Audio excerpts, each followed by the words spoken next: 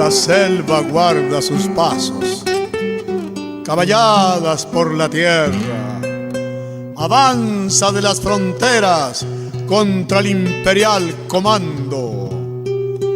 Eleva su grito largo y se pierde en las picadas del Uruguay a Santana, del Paraná en Bororé, al invasor portugués atacando sobre el alba.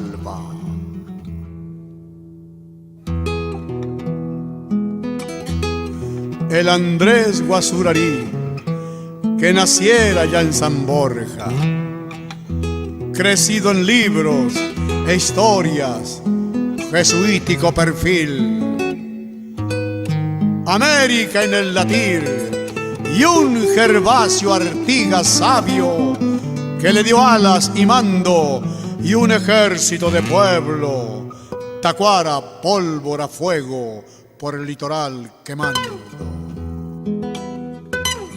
Conciencia de hombre cabal en tránsitos de la historia, fue creciendo en la memoria del pueblo su gran ideal. Guerrero fue por la paz, gobernador en Corrientes, y lo acechaba la muerte vestida de general. Llagas lo pudo atrapar en el asedio y el brete.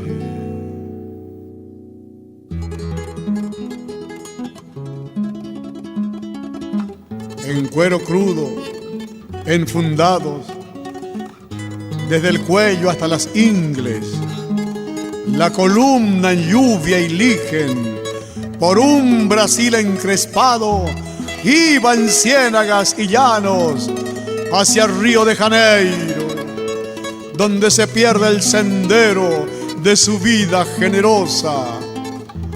Auras de la tierra roja señalan su paso cierto.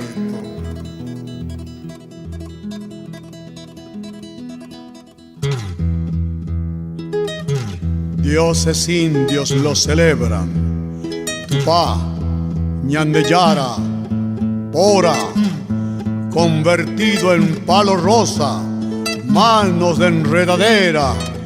Misiones vela su estrella con el corazón dolido. Guazurarí en desafío de la historia vuelve siempre. No hay sombra que lo condene, su estatura es de infinito.